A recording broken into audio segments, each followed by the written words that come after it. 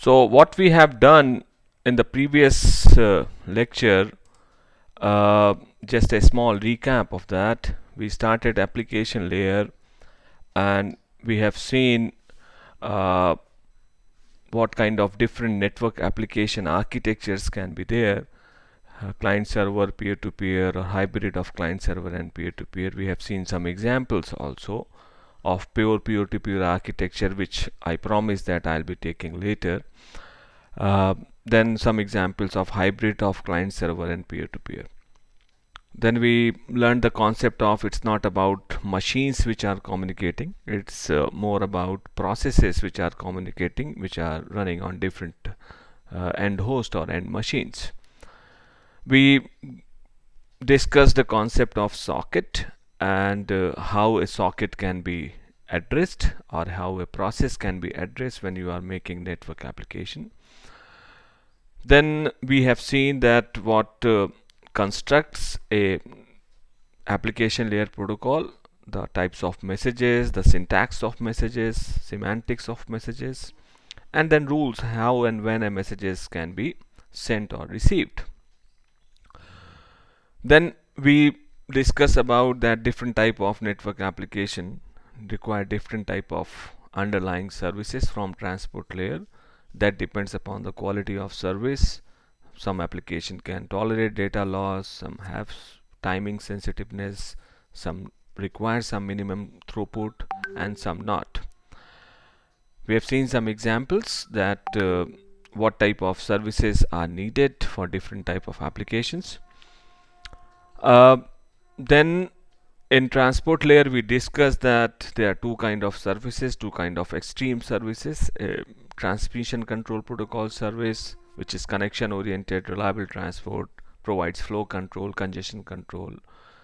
And on the other hand, UDP, which is just a no frills extension over network layer or IP. So depending upon what type of application you are creating, you can choose one of the service from the lower layer, transport layer. Then we discuss whether we can have a situation where we want some things from TCP, but not everything. We want to customize TCP in some sense.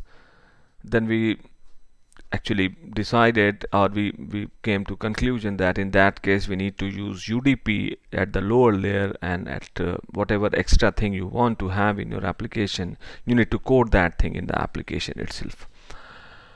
We've seen some examples, and which protocol, application layer protocol, uses which underlying transport protocol. Then as a first application we have seen World Wide Web and HTTP. We have seen two kinds of HTTP: non-persistent HTTP, which was used in HTTP 1.0, persistent HTTP, which is in 1.1, which all the modern browsers are supporting. And recently we have HTTP 2.0 also, which is one step ahead of persistent HTTP. If time permits, we'll be discussing that. We have seen how multiple objects in a single web page can be transferred one by one over a separate TCP connection if you are using non-persistent HTTP, and which was taking lot more number of RTTs. Then we discussed persistent HTTP, and using a keep alive feature of TCP, where the single TCP connection which is initiated or established in the beginning can be utilized for all the objects on that web page. And we've seen some message formats of HTTP request messages. If you want to put some data also with the HTTP request, we discussed about the post method, where entity body can be utilized for sending some form data. And the similar thing can be done by the URL method also, where your small form data can be included, can be appended to your URL, and it is as good as using the post method. Then method types, both in HTTP 1.0 and HTTP 1.1, we have discussed about these. The response messages and what kind of responses we have, and some status codes. of HTTP response messages. Now, there are certain things which we need to discuss beyond this normal HTTP, and I need to listen first of all from you people that what you know about these aspects. Suppose I write certain things here. Uh, the most common thing on our, just a minute, I need to connect my whiteboard. So can anybody tell me what is the uh, difference between static page, dynamic page, and active page on World Wide Web? When you browse your websites, so there are different kind of pages you get: active page, static page, dynamic page. What is the difference among these? So suppose I say static page. The static page does not have any JavaScript code on it. Like there won't be anything happening. There are no animations, nothing. Just a normal HTML backed by CSS So page. you are giving me a definition of static page in terms of active page or dynamic page. Anyway, so static page, dynamic page, and active page. So okay, you're right. Static page is just like in whatever format, whatever form page is there on the web server, the same page would be transferred to the browser. So there is no dynamicity, or you are not running any code here or something like that. Now this is more interesting. What do you mean by dynamic page? And then the active page. Sir, in dynamic page, data changes from user to user. Okay, so you mean to say that depending upon the input of user, some code will run here, some code will run here, and then a page is constructed depending upon the input of the user. That's what you want to say? Yes, sir, like we store cookies and all. Cookies is an entirely different concept. Fine, don't mix the things. Okay, so Okay, sir. it's as simple as that. Suppose you are visiting a website, say astrology website, so you will input your details, okay, and those details like birth date and birthplace and something. I'm taking just an example where you provide some inputs, and those inputs would be taken by some code here, okay, and then using that input a web page is formed that is individually for you. So this is known as dynamic page. There are different technologies which can be utilized. So what is active page? So pages which are talking to the backend or APIs constantly. Mm-hmm. And examples? Video streaming. Not exactly. Any other example? Stock market. We have the stock market, so it shows the real-time data. Mm-hmm. Any other thing? So what's the difference between dynamic page and an active page?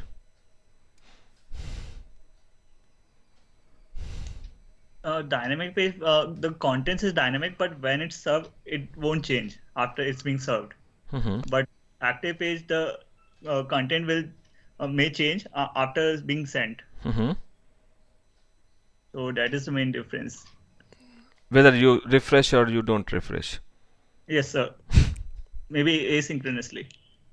So even if you don't refresh, it will be sent. Yes, sir. Like Cricinfo? Yes, kind of, you can say that. So Cricinfo, the commentary you are watching or reading into it, so that particular ball by ball commentary is coming. That is active? Not sure whether they just send a signal for certain period of intervals, but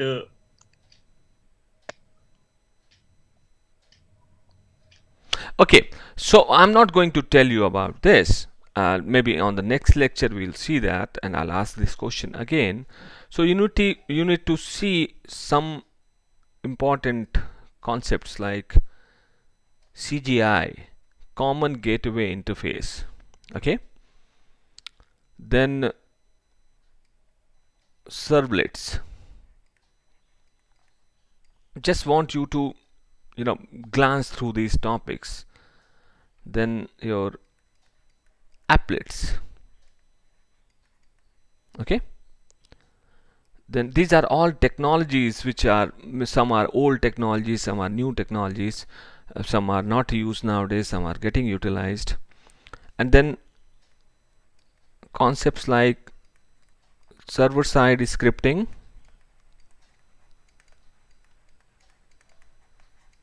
and client side scripting.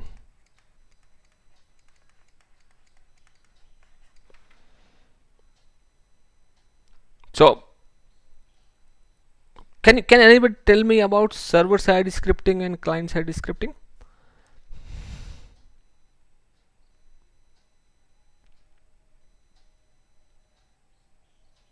Also, validation of a form in the front end, like you are checking the password is containing certain like regex. So means your web page is having a, like somebody was telling, web page is having a Java script. Fine. And that Java script is actually executing at client machine. That's what you want to say? Yes, sir. And it is checking whether caps lock is there or special character is there or not. Fine. So this is a very popular technique, client side scripting. And then what is server side scripting? Whatever you have sent, some script is running and accordingly a web page is getting created. Okay. So there are subtle difference between dynamic, active and all these things. So I just want you to go through all these concepts and just spend 1.5 hours on those concepts, and then you'll be clear by yourself. It's not a rocket science. You are not required to put a lot of effort, but at least you should be clearly uh, able to identify clearly that okay, what are the difference between these concepts. Okay, so because these are technologies which are utilized with HTTP and HTML nowadays in all type of web pages. Then one more thing which I want you to do, that how a front end like web page front end technology like PHP or any other is connected to a backend database like MySQL. So this is again because when you are making a website or different type of websites, sometimes you require a database also where your scripts can run and sort out the items which have to be put into your web page. Suppose you are searching for something, so somebody has to go back to the backend database and run your query and find out the desired fields or values of those fields and put it in a normal format. Fine. So all these technologies, a little bit of knowledge of every technology is needed. That you have to see that how the modern websites are getting created, how they are connected to like technologies like I'm a bit old fashioned in these. So JDBC, Java database connectivity, uh, and I work on this also, ODBC. Fine. That how connectivity of database can be there with forms, and then that form can come as in form of a web page. Fine. So maybe I'm not very well versed in new technologies because I still work on PHP and MySQL, and our website is on PHP and MySQL. So I'm very well versed with this, but there are some very interesting new technologies, so you should be knowing about that. Am I right? Am I clear? Abhigan? So Yes. this I want you to be working by yourself. Okay. Now somebody was talking about cookies, so let's move back to our slides and see what is the meaning of cookies. By nature, HTTP, and by design, HTTP is stateless. So suppose you have opened a website one fine day, and after closing that website, you again open the website. Maybe the browser is same, user is same. You have a login on that website, that's another story altogether, because suppose you are having a login on website in Amazon and these kind of e-commerce website, then obviously your activities will be tracked because you are doing everything in your individual login.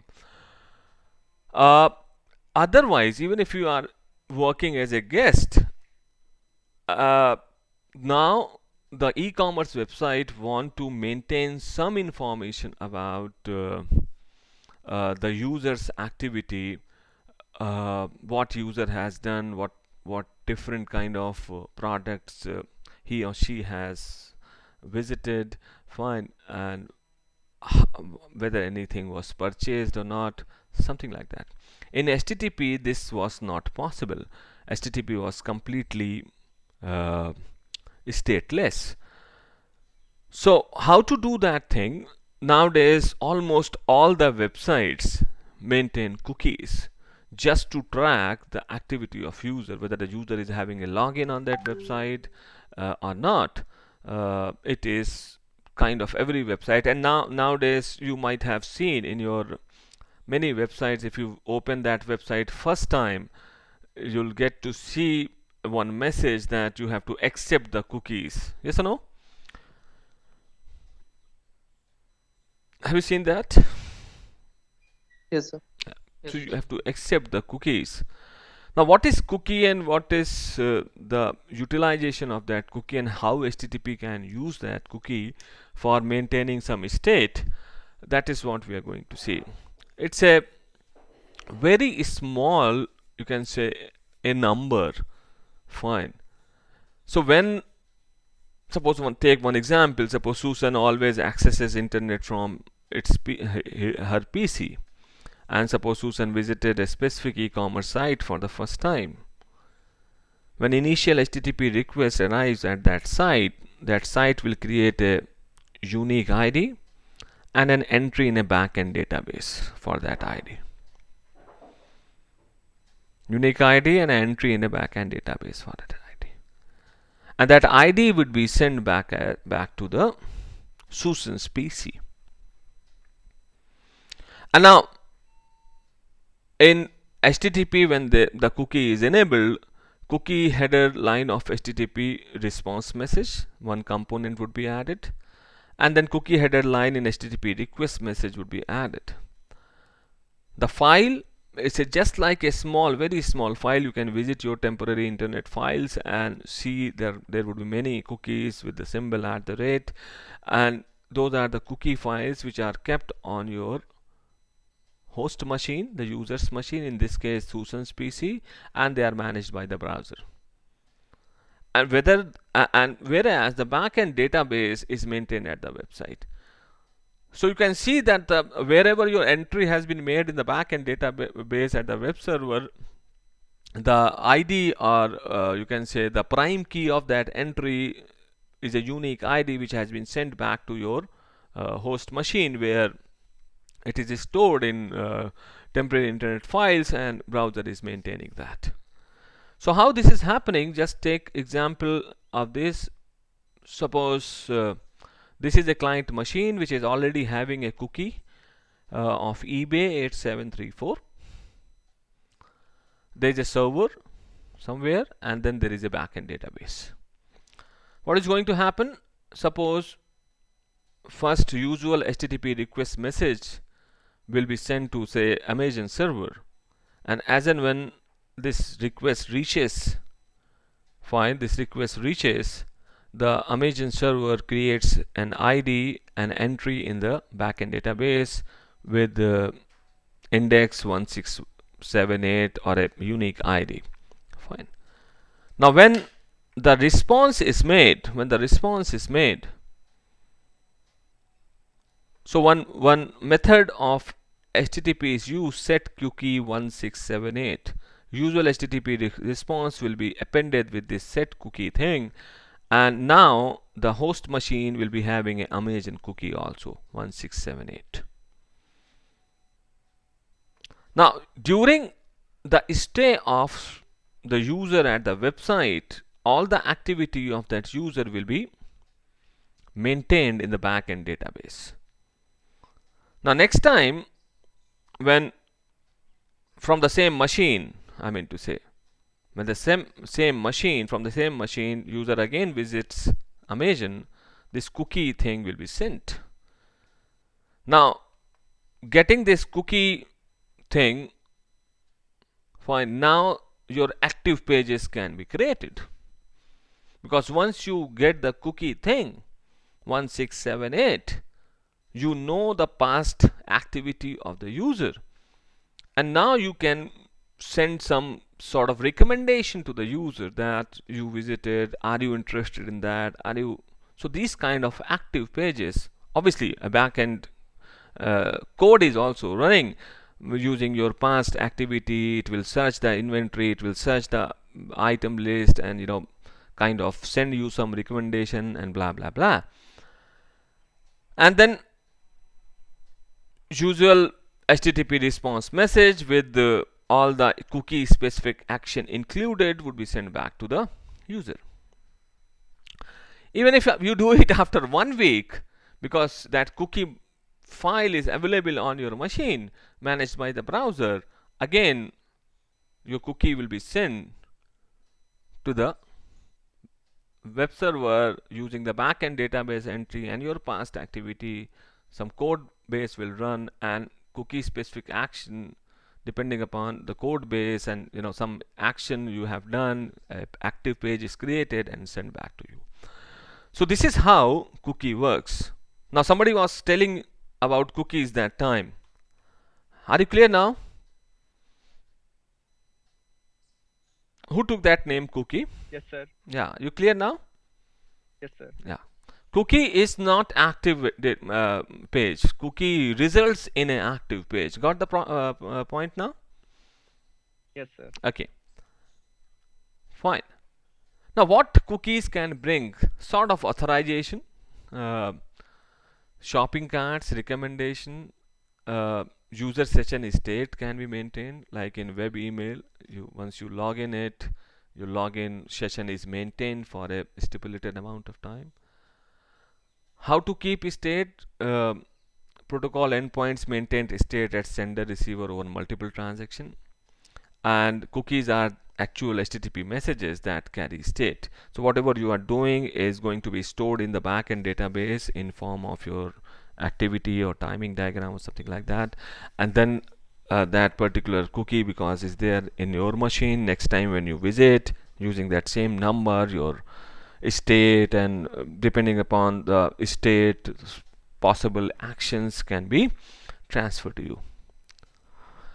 Another important aspect which is there in HTTP is web caching or proxy server.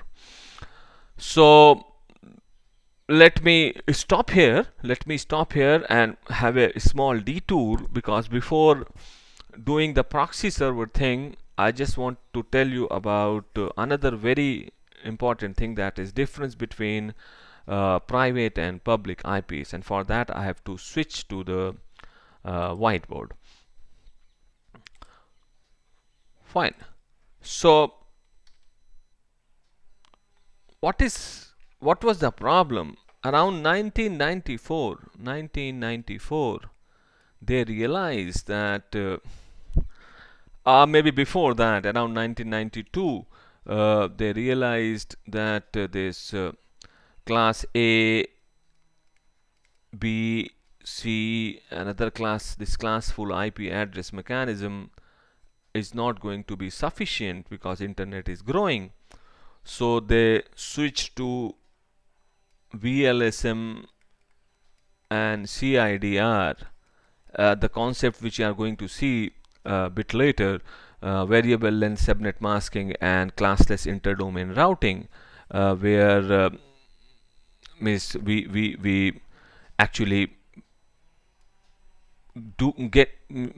we just diminish this concept of classes among the IP addresses, and we have a classless mechanism where, like in class full organization of IP address, the network, the bits in the network are fixed, like in class A 8, in class B 16, and class C 24. So the network and the host bits are fixed in class full organization. In classless organization, depending upon your organization size or a enterprise size, you can choose how many number of bits you can have in network part and how many number of bits you can have in host part. Fine. So the CIDR and VLSM, variable length subnet masking, CIDR came into picture. But even after doing this, around 1994-95, they realized that this IP version 4 is going to be a very scarce resource, and there was a shortage of IP version 4 addresses. And I'm telling you about the time when subcontinent was not having internet, was slowly growing internet. Now, what was the solution? Solution was IP version 6, which is of 128-bit IP address. But the problem is, it is very difficult to switch from IP version 4 to IP version 6 on a network which is as large as internet. So they knew that it is going to take some time when you actually can be completely shifted from IP version 4 to IP version 6. Still, if you see on internet, only 70 to 80% of internet is IPv6 enabled. I'm saying enabled, I'm not saying they're actually using IP version 6. But now we have 70 to 80% of internet which is IP. Like even in institutes like IITs and ours, we still use IP version 4. So this is how this is a problem in technology. Technology is, sometimes we say that it is there is a term which we use that is known as ossification, which is used by doctors when certain thing is converted into a bone, is a hard thing which is very difficult to maneuver and modify. So this is the ossification, technological ossification, that if your work is getting done by certain technology, it is very difficult for everybody and all the stakeholders to convince that a new technology is better and you should start using that. So adaptation of technology is a difficult position altogether. Now, what was a stopgap arrangement? Because they knew that IPv6 will come very late. IPv4 is already getting exhausted. So they required a stopgap, I should not say arrangement, it's a kind of a cheat or a jugaad.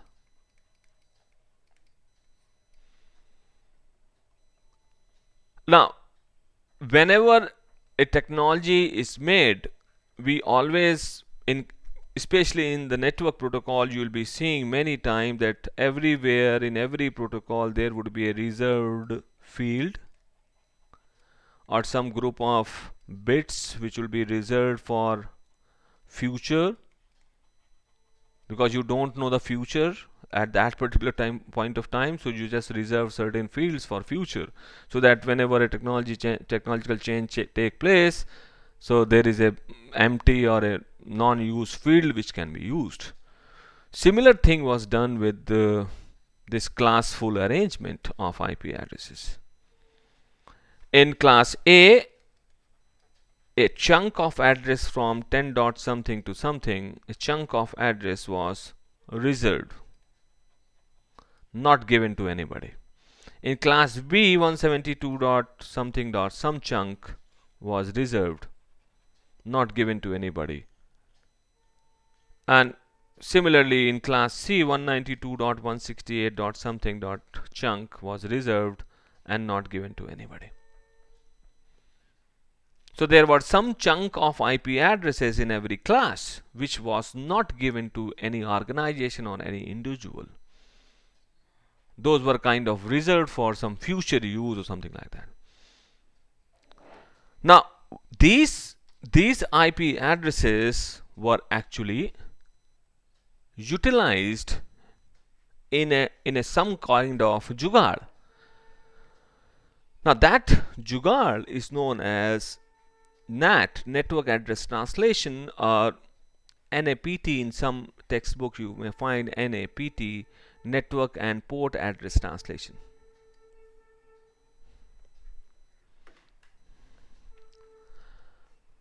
Fine. So what is this NAT thing? Now just take example of MNNIT. So in MNNIT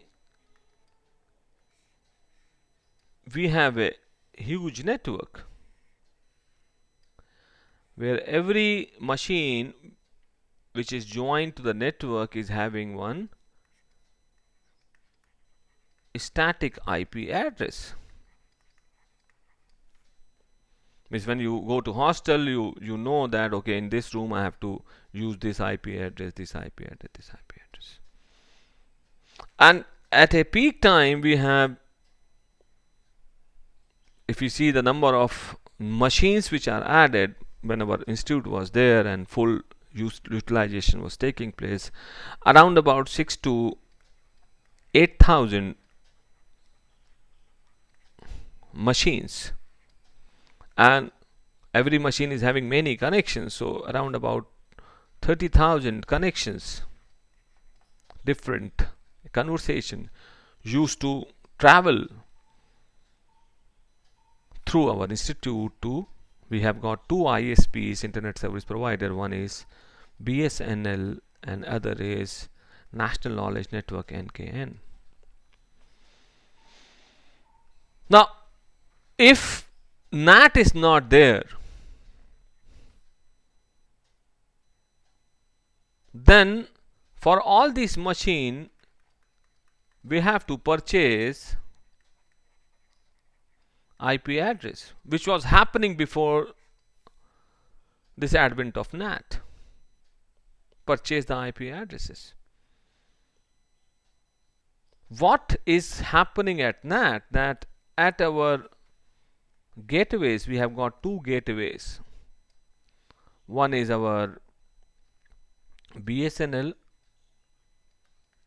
So there is a BSNL router which is connected to some Allahabad BSNL router which is connected to Lucknow BSNL router.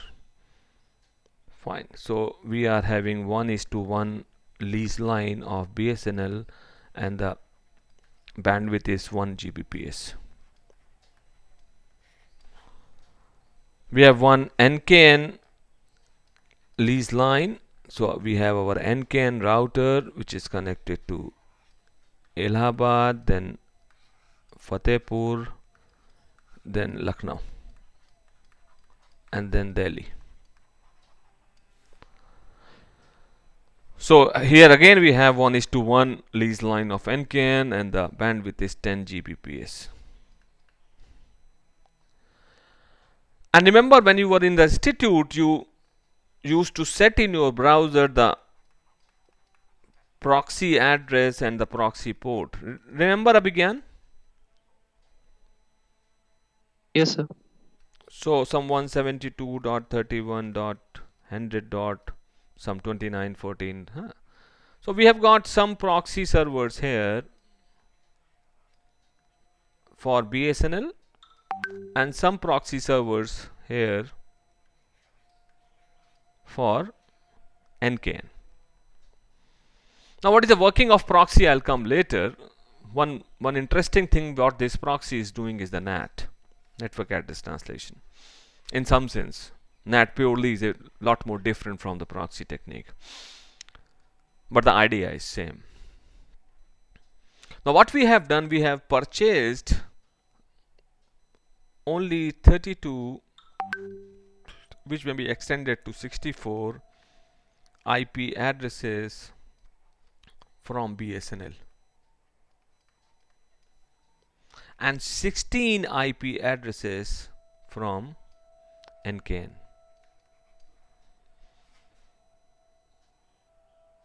And currently we have 8 proxy servers, 4 on BSNL and 4 on NKN. 4 on BSNL. Just a minute, I have to take a small break.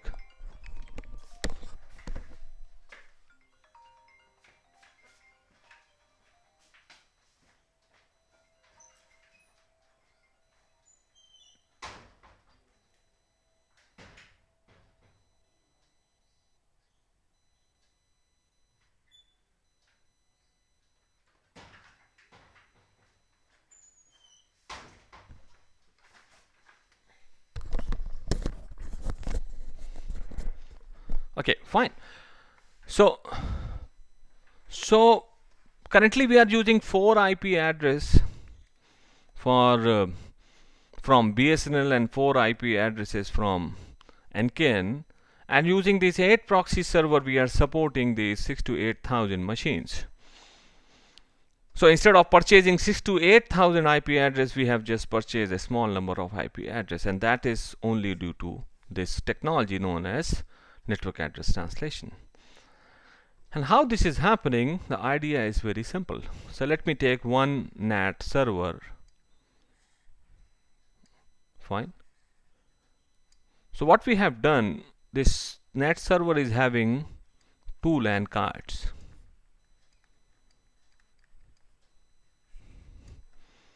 One LAN card, which I say internal, is given IP address 172.31.100. Say 14. Now the reserved IP addresses which were not given to anybody in class A, class B and class C, A, B and C, we started calling them private IP address, which can be utilized by any organization freely. Like if you take example, IIT Allahabad internally is using 172, MNNIT Allahabad is using 172, IIT Delhi is using 10 dot something, IIT Kharagpur is using 10 dot something. So those IP addresses in private networks like institute network, enterprise network, organizational network can be used freely. So what we have done, suppose what is getting done at NAT is this. So 2 LAN cards, one LAN card is given a private IP. We are using 172.31 range chunk of IP address. And the outer IP, outer LAN card, we say it outer LAN card, will give IP address, the public IP which we have purchased, say from BSNL we have purchased 2212 dot something something. Now all the fellows which are inside are having this private IP 172.31.102 dot something, 101 dot something something something. These are our private IP addresses, and they are connected to this NAT server using our internal institute network.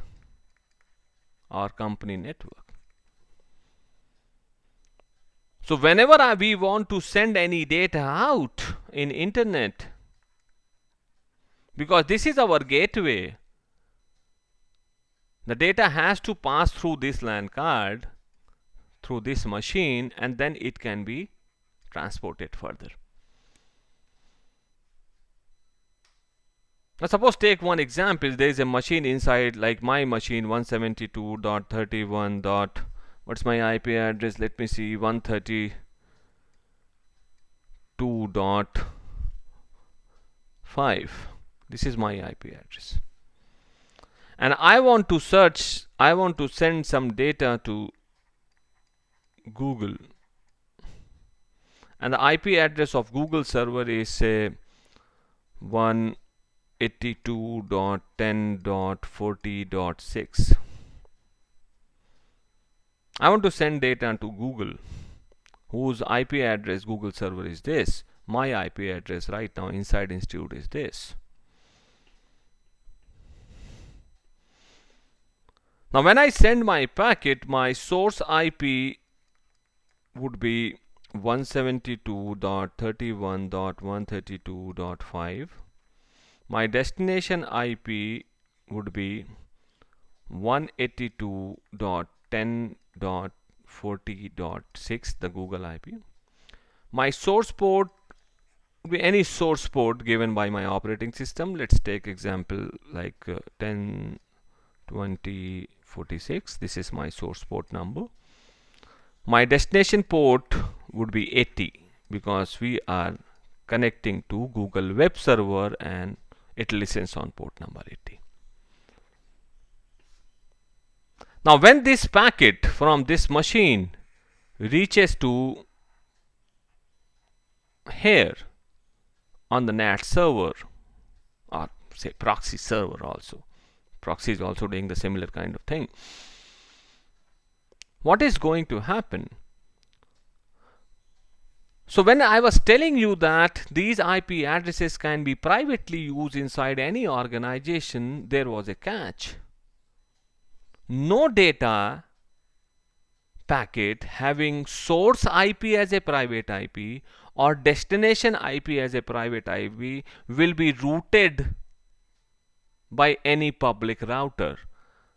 Means a data packet which is having public IP address as source IP address, or private IP address as source IP address, or private IP address as destination IP address, cannot be routed in public internet.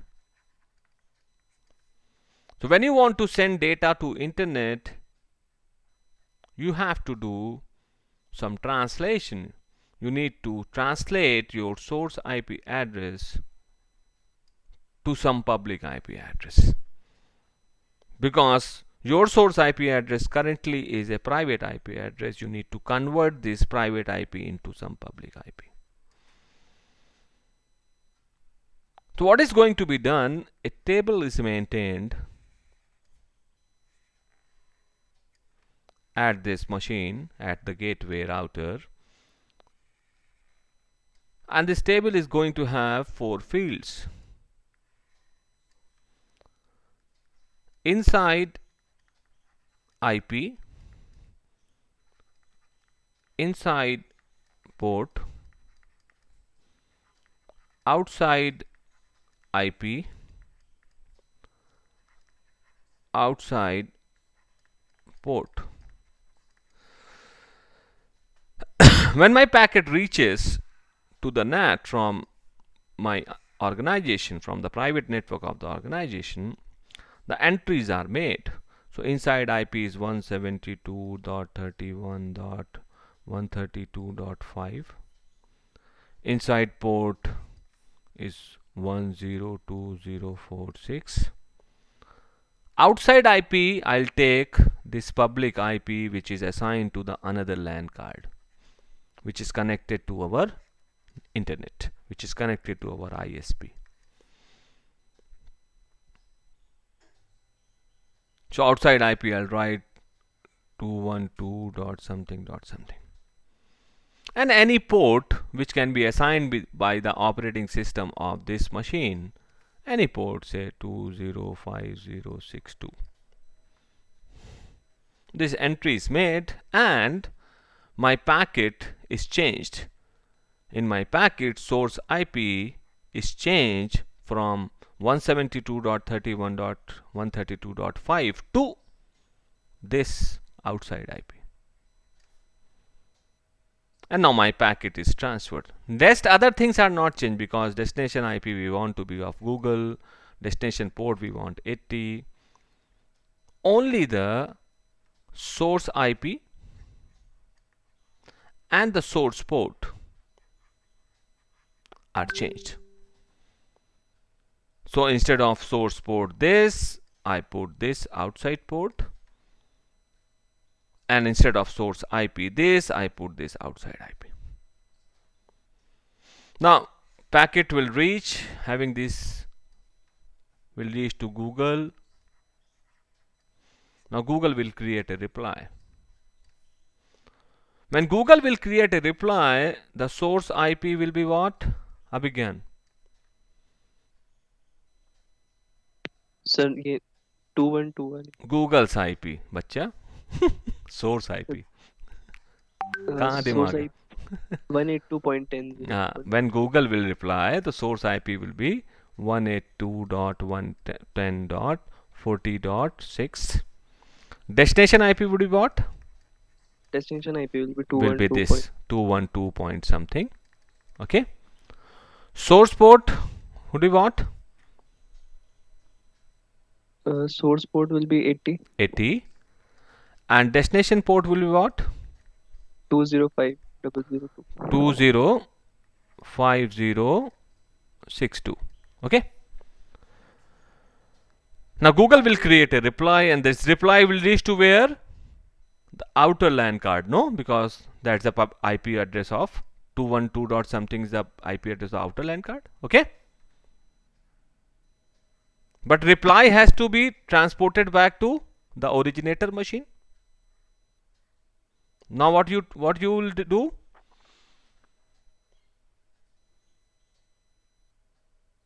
Again. So the NAT will change the IP.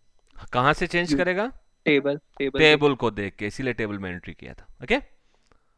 When reply will come, so this table will be inquired. Okay, destination IP is this, destination port is this, means this entry is matching. Okay. So destination IP will be converted from this to this, and destination port will be converted from this to this in the reply. Got the point? Yes. Now at the same time, if any other user contacts, say 172.31.132.8, so at the same time, if any other user connects to proxy, just a minute, I have to take this call. Sir, namaste. हाँ sir. Right sir. हाँ sir, वो उसका scan हमको भी भेज दीजिएगा sir. Letter कैसे? Okay sir, नमस्ते sir.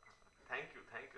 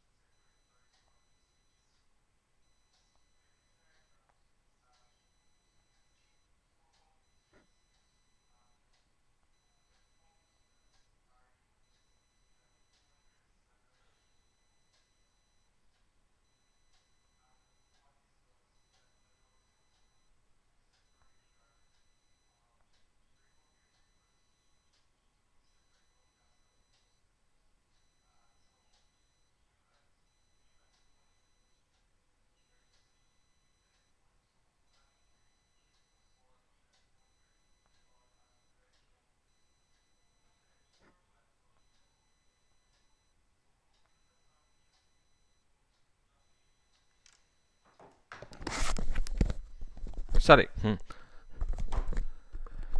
Now you can see here, fine. So if any other machine contacts at the same time, what will happen? We can use the same public IP address. But what change will be there? Suppose this conversation is already going on. What would be there? How a same IP address can be utilized? The port number will Port change. number we can use something else. And at this time, because this port number was already used by this NAT machine operating system, next time any other port number, say 182.50.89, will be given with same public IP address. So in theory, a single public IP address can support 2 to the power 16 internal IP addresses. In theory. But practically it is not possible because you have to maintain so much connection and so much state. Practically a good server can actually handle 4 to 8,000 connection on a single IP address. And in this way, the IP address scarcity can be avoided for some time, and it was a good stopgap arrangement. Now all the fellows who were asking question about their home network, who was asking the question? Can you repeat the question now? That you get different IP address or same IP address of both machines? Sir, no, let's say there are two users who are connected internally. Okay, let me show you something first of all. Let me show you. My browser is visible? Yes, sir. So if I do show my IP, what is the IP address I'm having? See here? Yes, sir. Okay. Now if I do CMD and see my IP address, say, what is that?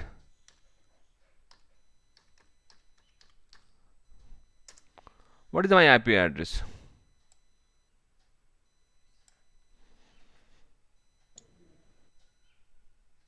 Got the point? Yes, sir.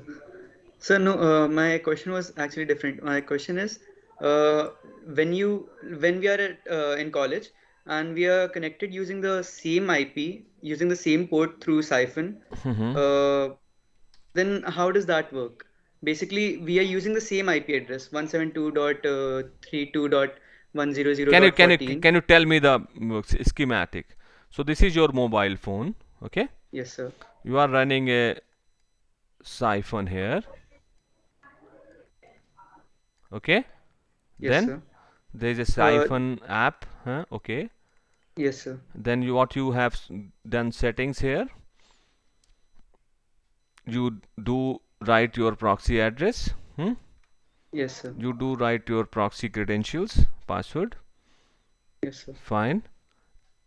And then you run this app in tunnel mode. Yes, sir. Okay. तुमसे ज़्यादा मेरे को आता है, हाँ ठीक. Fine. Now your whole mobile is actually connected via a tunnel. Fine. And that tunnel is connected to your proxy, and after doing this it connects to, उसमें choose करने को होता ना कि connect the use the server India server or England server or whatever. देखा है पूरा? Yes, yes, sir. Fine. So what is happening after doing authentication with the proxy and connecting once this server, fine, now this proxy is bypassed, okay, and your requests are directly going to this external server, and this server sometime we say as, you have to study a bit, stun or turn or relay server, okay. So your requests are getting relayed here, at this server, the public IP server.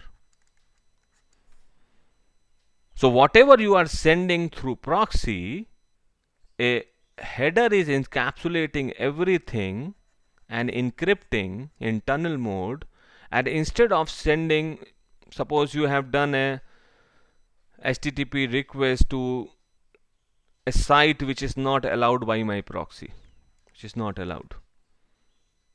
So your HTTP request will be again encapsulated in another HTTP request with another IP, and it is going to this public server, where the outer header is getting removed,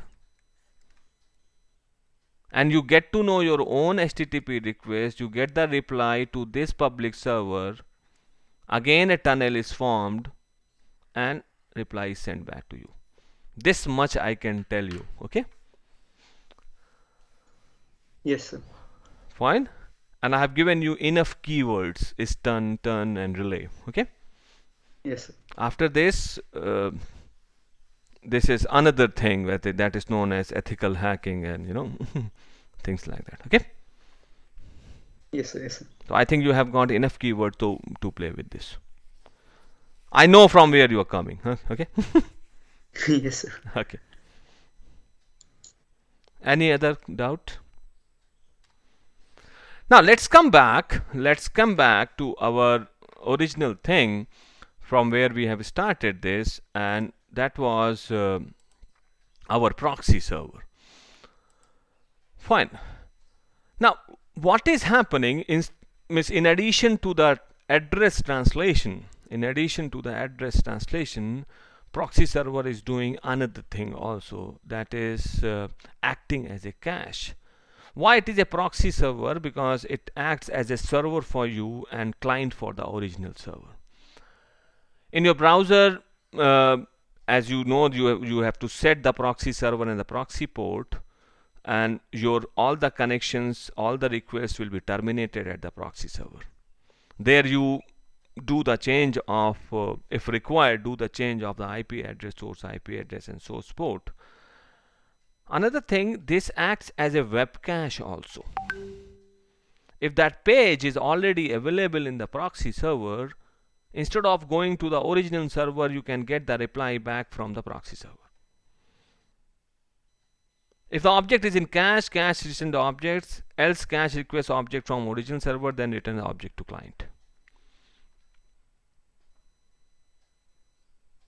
Means you send the request here. Suppose it is not there, the object will be requested from the origin server. It will be cached here. Next time when you make this, anybody else make the same HTTP request, the response can come back from the proxy server. Any problems you are seeing here in this?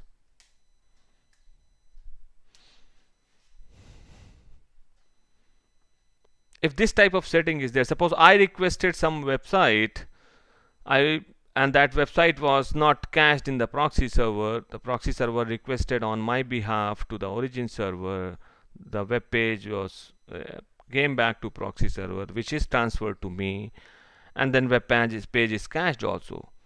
After some time somebody else requested the same web page, response can be given from the proxy server. This is known as web caching. Any issues here? So maybe these are not helpful for like dynamic and active pages. That's true. These are not helpful for dynamic. So, but there are lots of static pages, like initial page of any website, no? And that if you see collectively, that is going to save lot of bandwidth. Yes or no? Yes, sir. Apart from that, any other issue? Suppose I am requesting yahoo.com or some very static thing all the time, say Wikipedia page. Fine. Wikipedia page of a certain topic that is already cached, that can be given from the proxy server.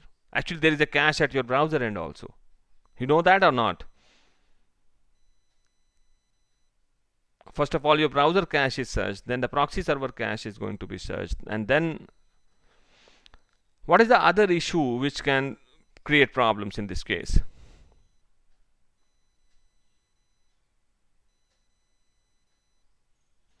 The problem here is, suppose the original web page changes. I'm not talking about active pages, or even the static page can change. Yes or no?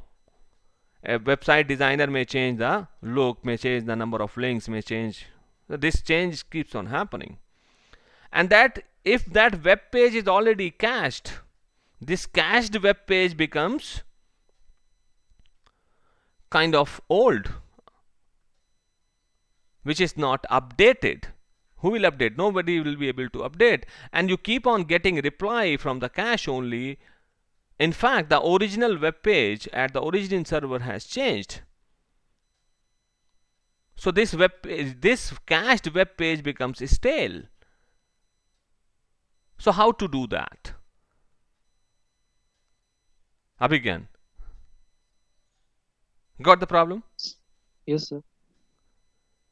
So I'm not talking here about active pages or dynamic pages, because in any case those would be different.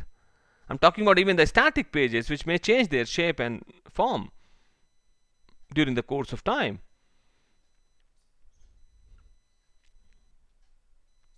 So there is a interesting thing, fine, that is conditional get. Instead of having get, we have conditional get. Don't send the object if cache has up-to-date cached version. Specify date of the cached copy in the HTTP request if modified since date. Now, if you have seen any web page response, so in web page HTTP response, there is this field last modified. See carefully, last modified. This page is last modified at this date at this time, and then you have cached that page. Then you have cached that page. Now what is happening? It's a conditional get. You send a request to proxy server. Proxy server will forward this request with this particular construct if modified since that last modified date. If the object is not modified, origin server will send a empty response with a status not modified. Cache will send the request with if modified since construct. Server, if it is not, the page is not modified, then send just a response, it is not modified, and then the cached version will be supplied to the user.